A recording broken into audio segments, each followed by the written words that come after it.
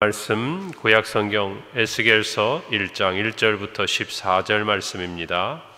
구약성경 1151페이지 에스겔 1장 1절부터 14절 말씀, 제가 봉독하고 마지막 절 합독하겠습니다. 30넷째 넷째 달 초닷새에 내가 그발 강가 사로잡힌 자 중에 있을 때에 하늘이 열리며 하나님의 모습이 내게 보이니 여호야긴 왕이 사로잡힌 지 5년 그 달 초닷새라. 갈대아 땅 그발 강가에서 여호와의 말씀이 부시의 아들 제사장 나 에스겔에게 특별히 임하고 여호와의 권능이 내 위에 있으니라. 내가 보니 북쪽에서부터 폭풍과 큰 구름이 오는데 그 속에서 불이 번쩍번쩍하여 빛이 그 사방에 비치며 그 불 가운데 단쇠 같은 것이 나타나 보이고 그 속에서 네 생물의 형상이 나타나는데 그들의 모양이 이러하니 그들에게 사람의 형상이 있더라. 그들에게 각각 네 얼굴과 네 날개가 있고 그들의 다리는 곧은 다리요 그들의 발바닥은 송아지 발바닥 같고 광낸 구리같이 빛나며 그 사방 날개 밑에는 각각 사람의 손이 있더라.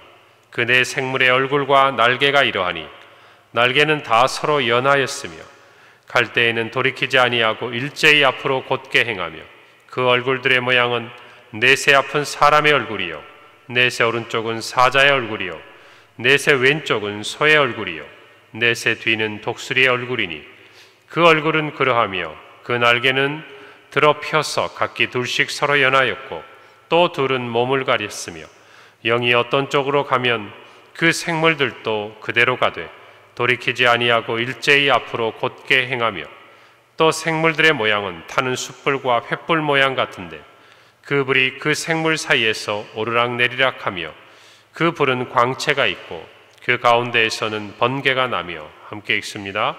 그 생물들은 번개 모양 같이 왕래하더라. 아멘.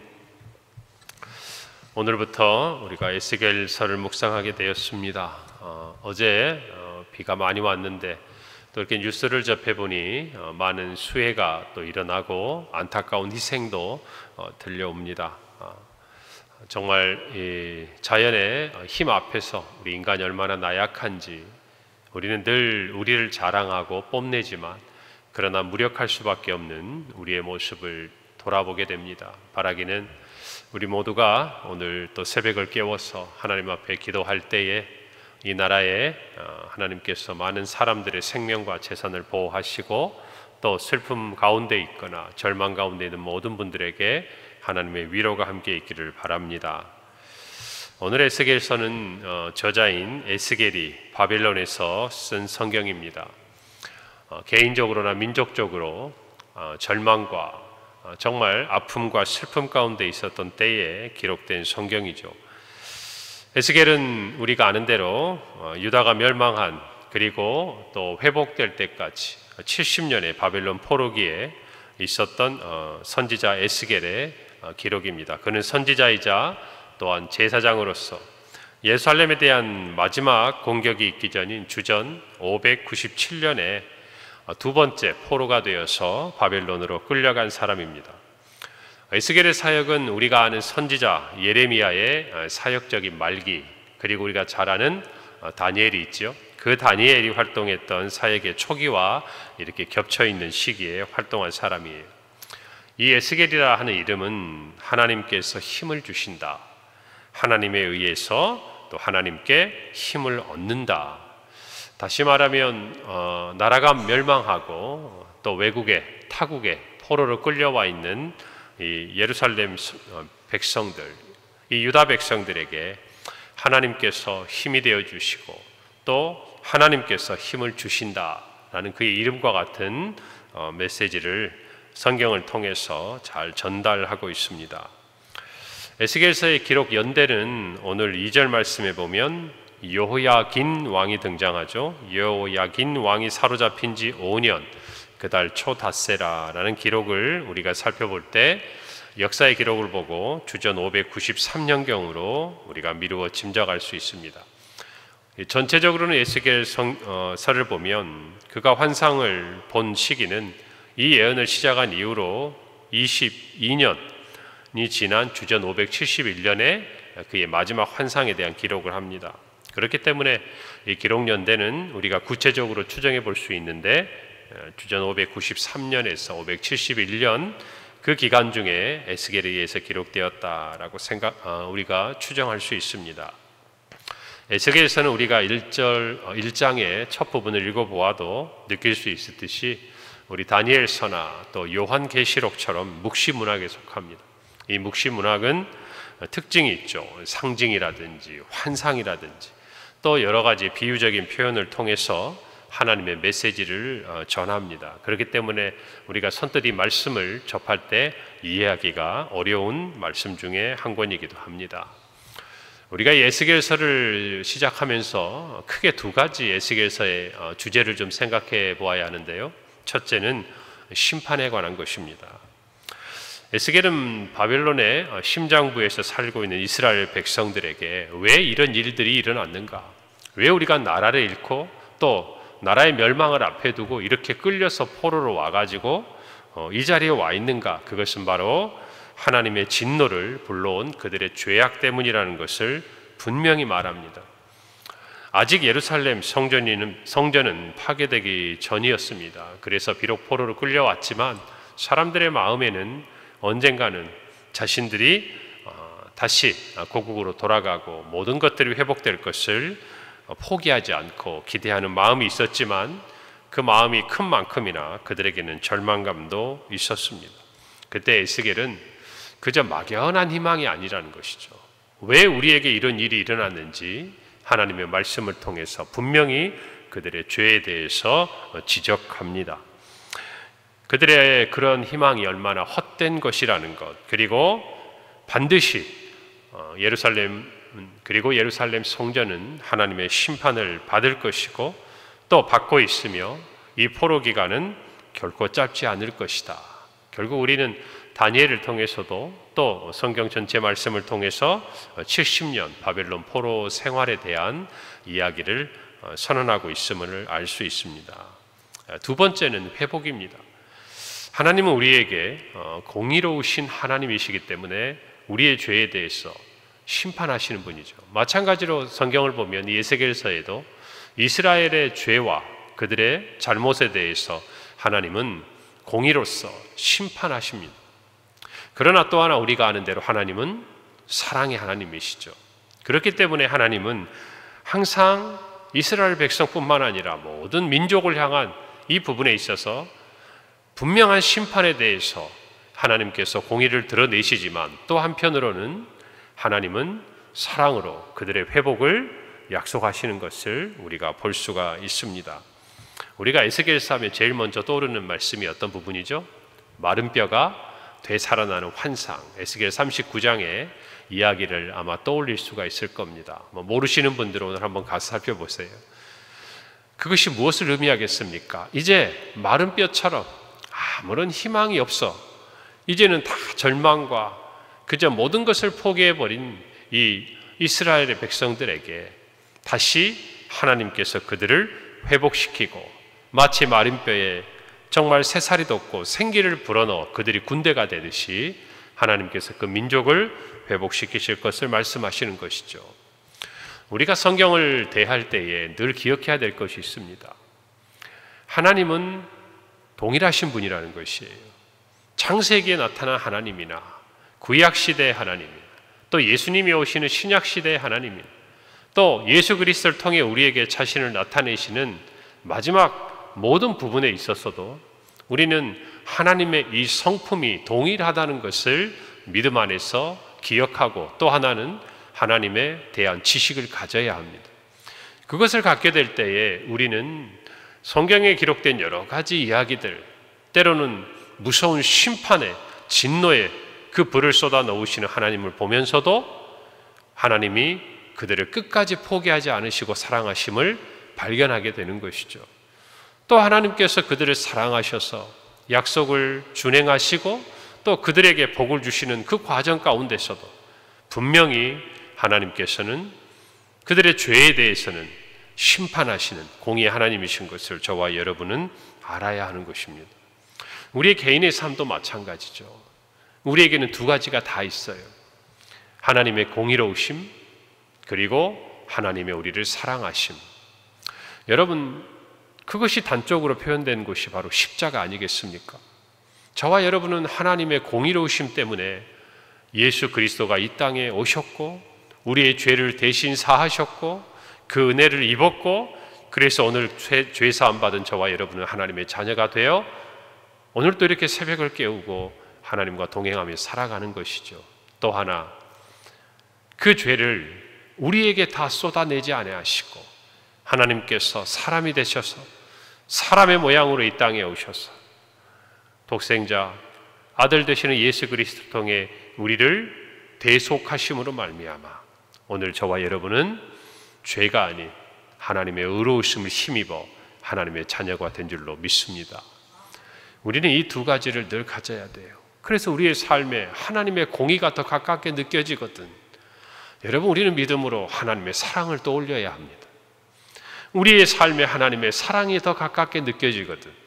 우리는 하나님의 공의를 떠올리며 우리 자신을 돌아보고 늘 말씀 안에 비추어 살아가는 지혜가 있어야 할 줄로 믿습니다. 그것은 개인적으로나 민족적으로나 똑같은 말씀입니다. 한 민족에게 하나님이 은혜를 주시고 사랑하시지만 그 민족이 하나님의 말씀을 떠나 죄 가운데 거할 때 심판이 임하는 것이에요. 두려운 일이지요. 그 반대의 상황도 마찬가지입니다. 오늘 저와 여러분 어떤 상황 가운데 있습니까? 하나님이 여러분의 삶에 은혜를 주고 계십니까? 하나님이 여러분의 삶에 평안을 허락하십니까? 그렇다면 그 평안이 우리에게 복으로 간직되도록 하나님의 말씀에 비추어 여러분 자신의 삶을 돌아보셔야 합니다. 만약에 우리의 삶에 어려움이 있습니까? 고난이 있습니까? 물론 우리의 고난이 모두 우리의 죄 때문에 찾아오는 것은 아닙니다. 하나님께서 우리의 삶에 하나님의 뜻을 드러내시기 위해 때로는 우리를 연단시키고 우리에게 더 많은 사명을 주시고 우리를 더 단단하게 하시고 우리가 하나님께 쓰임받도록 하시기 위해 우리를 빚어가실 때가 있어요. 그러나 그 시간이라 할지라도 우리는 하나님 앞에 우리 자신을 비춰봐야 돼요. 내가 하나님 앞에 회개할 것은 없는가? 돌이켜야 할 것은 없는가? 지금 하나님이 이 삶을 통해서 나를 빚으시는 시간인데 내가 새롭게 돼야 될 부분은 없는가? 우리 자신을 돌아보아야 할 줄로 믿습니다.